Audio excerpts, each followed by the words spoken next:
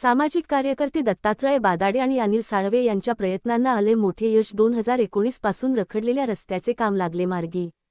पंचक्रोशीतील मोठी बाजारपेठ असलेले राजेगाव असून या गावाच्या चारी बाजूंनी रस्त्याची दयनीय अवस्था झालेली आहे. रस्त्यामुळे जवळजवळ बाजार मोडकळीस आलेला आहे. व्यापारी संघ तसेच शेजारच्या आसपासच्या गावातील लोकांची रस्त्यामुळे गर्दी कमी झालेली आहे.